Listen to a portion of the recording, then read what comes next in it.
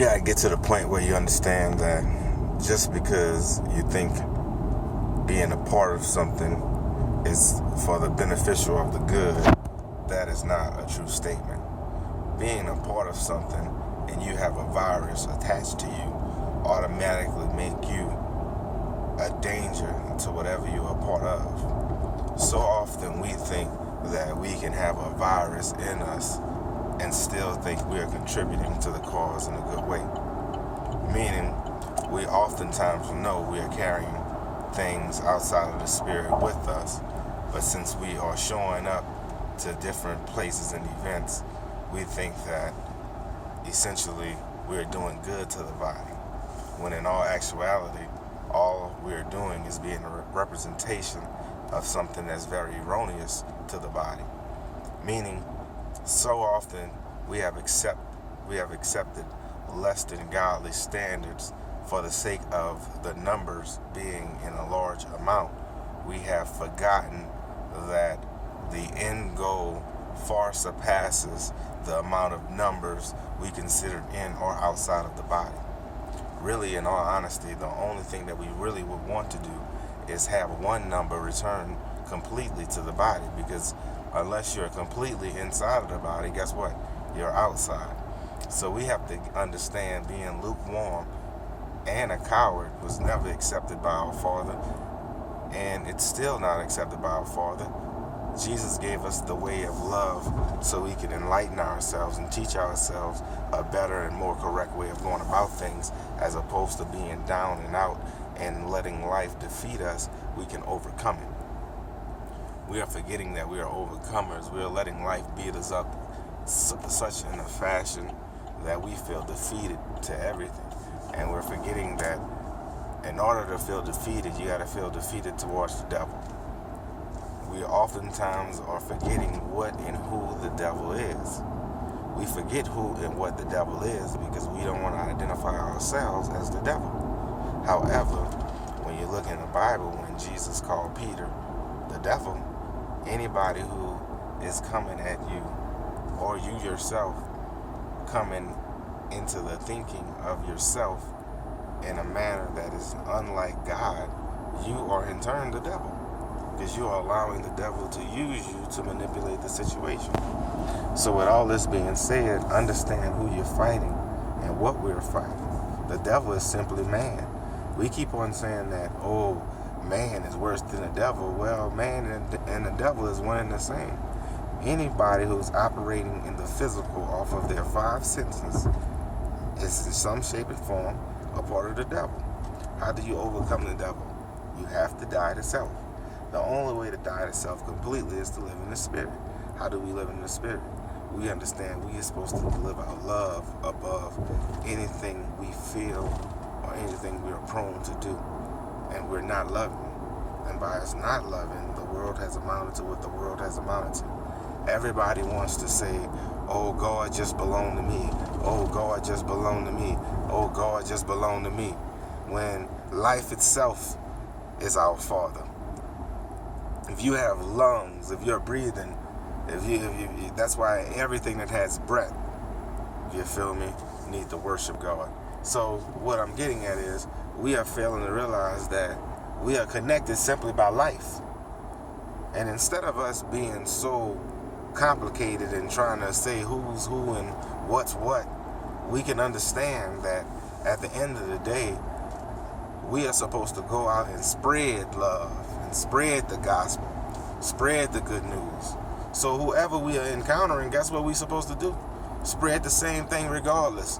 So white, black, Mexican, Chinese, Asian, African, Australian, from the North Pole, South Pole, I could care less. At the end of the day, if you're breathing, you have God inside of you. Meaning, life itself is a part of God. You are an extension of life. You can be an extension of good, or you could be an extension of bad. The only way you can ever be an extension of good is if you're an extension of your Father himself. If you're not an extension of your Father, you are not completely good. God wants us to have pure hearts, and we need pure hearts. In order to have a pure heart, You got to have a pure mind. They're one and two in the same. They both needs to be cleansed. The only way it can be cleansed is if you wash it against the Word of God. Our fruit or our actions, but the works don't defy us, because the tree defies us. We are our works, but our works can change, just like our fruit can change. But understand what our fruit should be. Galatians 5. For the fruit of the Spirit. If the fruit ain't that, then guess what? You not that. And if you not that, you need to understand you aren't that. Stop being lukewarm and trying to give yourself over to a reprobate or depraved mind, saying good is bad and bad is good. No, bad is bad and good is good. Tell the truth to yourself so you can operate in the truth. We've been lying so much that we have defeated the whole point of the Bible. We are getting exploited by the very things that the Bible teaches against. Materialism, vanity, pride. We are supposed to overcome those things, not become those things. Prosperity is really independence. And if you don't know what independence is, you'll never have prosperity. Real talk. And independence is being able to be self-sustaining. Anybody who got a lake with a bunch of fish in it, or a river that goes through their property that always have fish in it, a big garden with fruit trees and nut trees, and any greenhouse, in a greenhouse growing any fruit or vegetable that they want,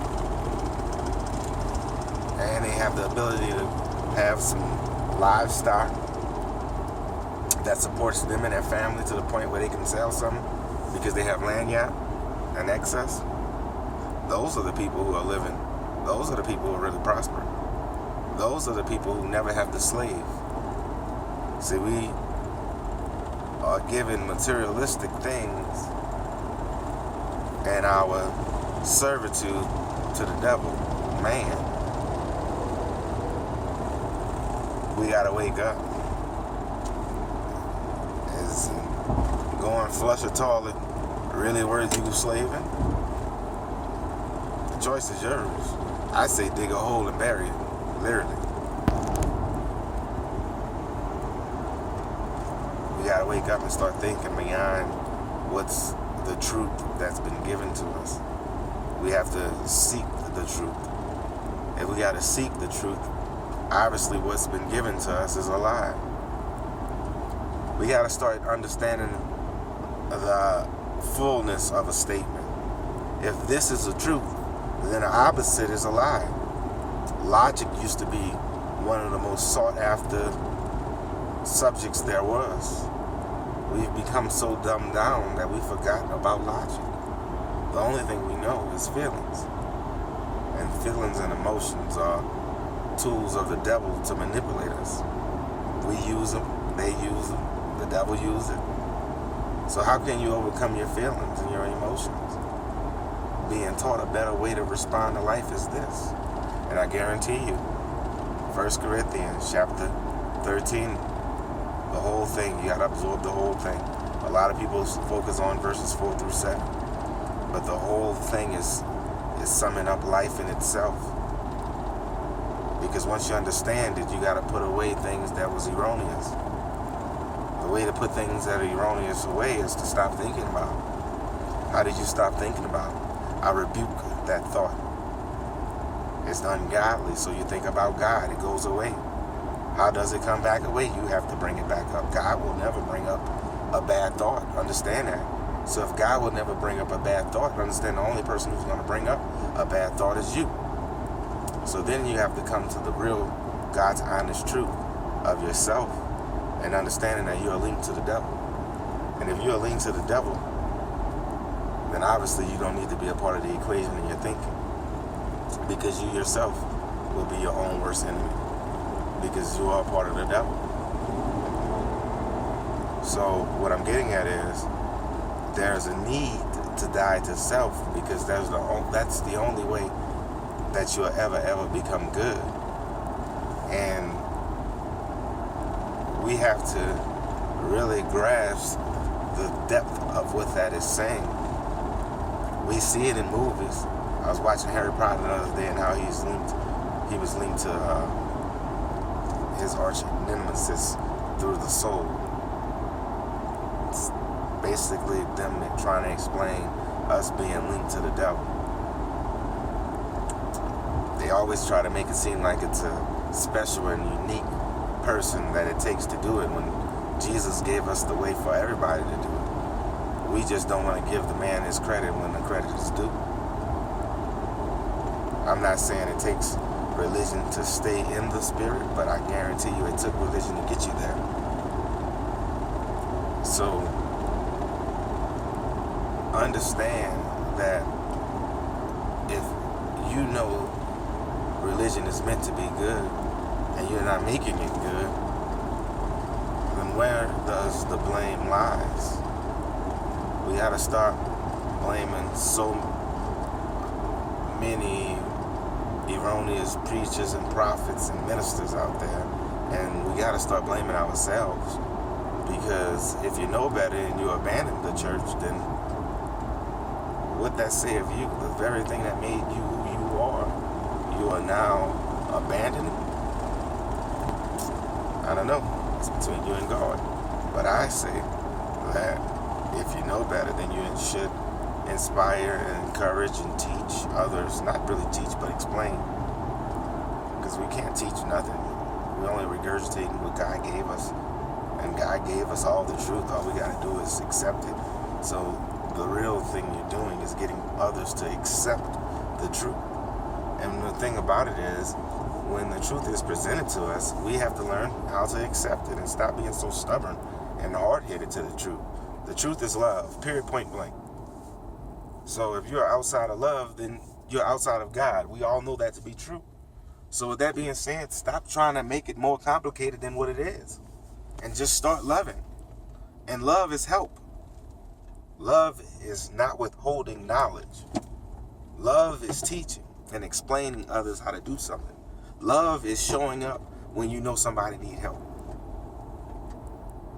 Love is stop making others needing to help you so much.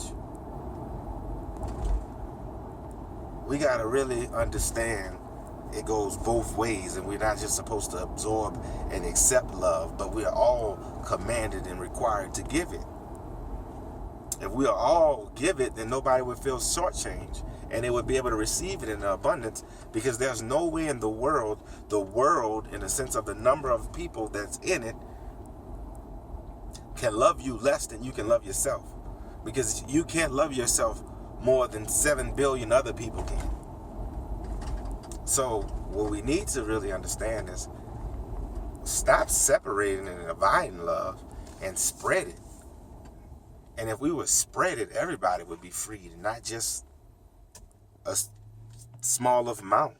And if you really understand what the Bible is saying, that's what it's saying. There's going to come a time where the good people are going to have to do good things, and the bad people are going to have to recognize that they're bad. The real truth of the matter is you having to understand what side you're going to stand for or fight for. A lot of us need to understand that we're on the wrong side. You're simply on the wrong side because you're doing the wrong things.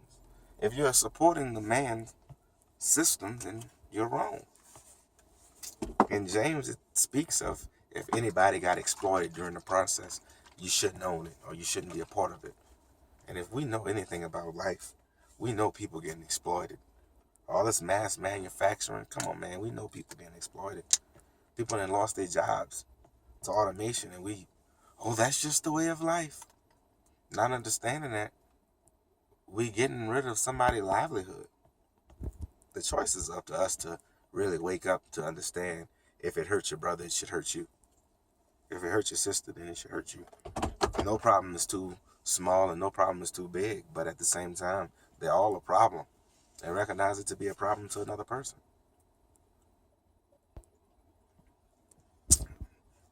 I'm just trying to get everybody to understand we all out here are supposed to be living love. Live it. Real talk. More of us lived it. They have more examples for other people to be inspired and encouraged to be love and not feel like, oh, I'm so scared I'm going to get hurt. I can't love. Man, if you live in love for yourself, then you miss the whole purpose of serving God. You didn't know nothing about love. God had to teach it to you. So with that being said, how can you take credit for his works? You can't. You got to give his credits over to him. You're a slave. It's for God now. You can be a slave for man, or you can be a slave to God. At the end of the day, you're going to be slaving. Like, period, point blank. You will be slaving. But why slave for man when you can slave for God?